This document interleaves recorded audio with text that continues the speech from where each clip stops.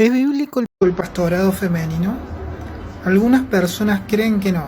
No. Pablo nos enseña que la mujer no debe enseñar. 1 Timoteo capítulo 2, su argumento no es cultural, su argumento es teológico. Él dice: yo no permito a la mujer enseñar ni ejercer dominio sobre el hombre, sino estar en silencio, porque Adán fue formado primero y después Eva. Bíblicamente que el liderazgo en la iglesia pertenece al hombre, que el Señor no permite la autoridad sobre el hombre de la mujer. ¿Será verdad esto o han tergiversado las escrituras? Acompáñame a leer las escrituras. La mujer aprende en silencio, con toda sujeción, porque no permito a la mujer enseñar ni ejercer dominio sobre el hombre, sino estar en silencio, porque Adán fue formado primero y después Eva, y Adán no fue engañado, sino que la mujer, siendo engañada, incurrió en transgresión. Pero se salvará engendrando hijos si permaneciere en fe, amor y santificación con modestia. Obviamente que los que están en contra del pastorado femenino sacan de contexto 1 Timoteo capítulo 2 versículos del 11 al 15, diciendo porque Adán fue formado primero y después Eva. Bueno, yo les tengo una pregunta. A los que dicen que Adán fue formado primero y después Eva. ¿Quién nació primero? ¿Vos o la profeta Débora? Eso lo vemos en el Jueces capítulo 4. ¿Por qué les digo esto? Porque Débora era profeta, era jueza, experta en la ley de Moisés, además escritora de la Biblia y gobernadora del pueblo de Israel. Por lo cual, aquellos que quieren poner como pretexto de que Adán fue creado primero y después Eva, para decir que Dios estableció un orden desde el principio, por lo cual la mujer no puede ejercer liderazgo en la iglesia, les recuerdo que Débora fue levantada por Dios como profeta y ella guió al pueblo de Israel por 40 años. Voy a leerles Jueces capítulo 4, versículos 4 y 5. Dice la escritura: gobernaba en aquel tiempo a Israel una mujer, Débora, profetisa, mujer de Lapidot, y acostumbraba a sentarse bajo la palmera de Débora entre Rama y Betel, en el monte de Efraín, y los hijos de Israel subían a ella a juicio.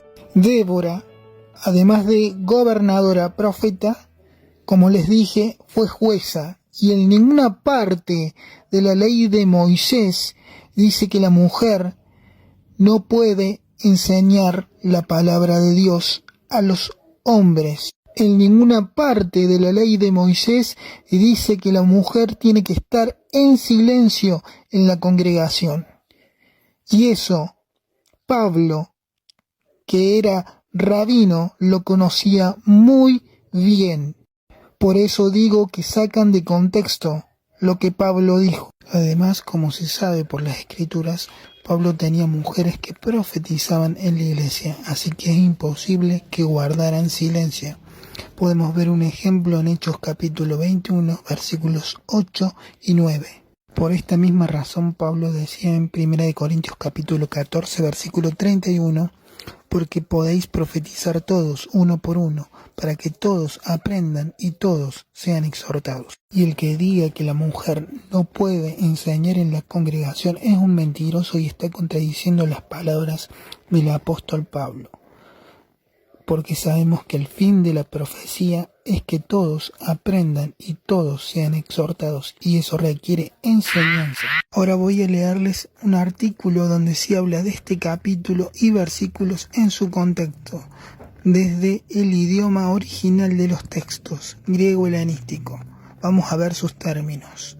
El artículo, publicado en el Protestante Digital, titulado Mujer y Biblia, un texto bastante discutido, por Ángel Bea. La mujer aprende en silencio con toda sujeción, porque no permito a la mujer enseñar ni ejercer dominio sobre el hombre, sino estar en silencio, porque Adán fue formado primero, después Eva, y Adán no fue engañado, sino que la mujer, siendo engañada, incurrió en transgresión, pero se salvará engendrando hijos si permaneciera en fe, amor y santificación con modestia. Y más adelante habla sobre el significado de los términos en griego. Vayamos por partes. Lo primero que hay que conocer es el significado de los términos.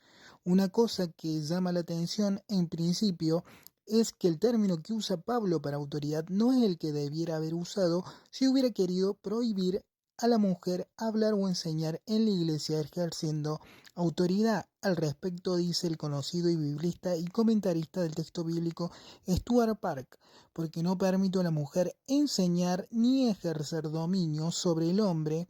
Pablo emplea aquí una énfasis, por lo que enseñar forma parte del hecho de ejercer dominio sobre el hombre. El verbo enseñar no ofrece dudas, traduce didasco, dar instrucción acercas. Ejercer dominio, en cambio, presenta mayor complicación. Viene señala 3 verbos relacionados con el ejercicio de dominio o autoridad empleados en el Nuevo Testamento. Exociazo, de exocia, poder, autoridad, libertad, derecho, significa ejercer poder sin más. Pasajes ejemplo: Lucas 22, versículo 25, 1 Corintios capítulo 6, versículo 12. El verbo que Pablo emplea aquí, en cambio, es autenteos, de autos, uno mismo, y un verbo perdido, ventes, y su sentido es bien distinto.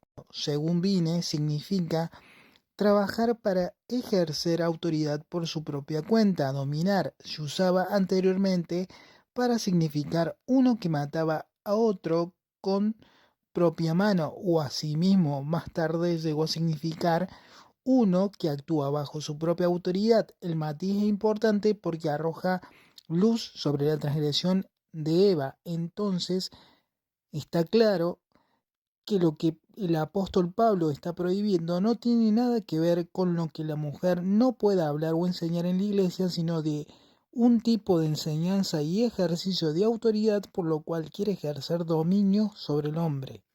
Al respecto del contexto efesio, es muy interesante traer a nuestra consideración el siguiente texto relacionado con las creencias y prácticas de ciertos movimientos gnósticos o prenósticos de toda esa zona de Asia Menor.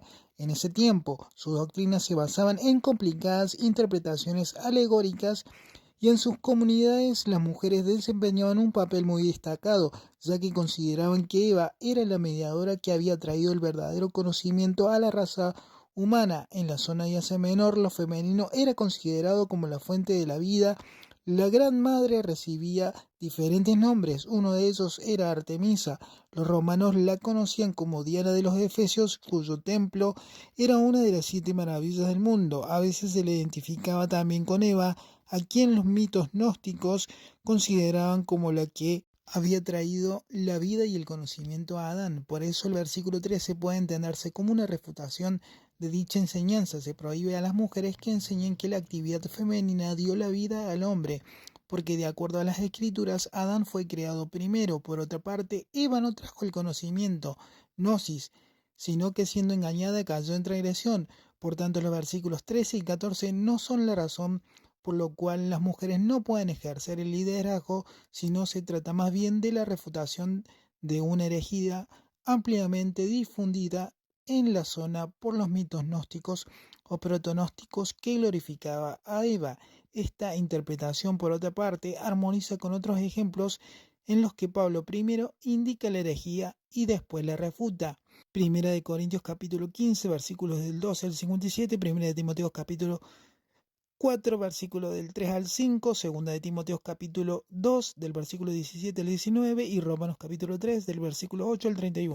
Y en la interpretación de los versículos 15 y 16, que siempre han presentado ciertas dificultades, añade: aunque exaltaban el principio femenino como figura divina, sin embargo tenían una visión muy negativa de la sexualidad femenina y sentían repugnancia por el proceso del nacimiento, ya que lo veían como una reproducción de la materia, que era algo negativo. Las mujeres no podían alcanzar la vida eterna si no renunciaban a su sexualidad y a tener hijos. Esta explicación del contexto filosófico y religioso de la iglesia de Éfeso ayuda en la interpretación de los versículos citados y clarifica la referencia que hace el apóstol Pablo a la defensa de la maternidad, siendo parte de la vida de la mujer y a través de la cual también se ocupa de su salvación.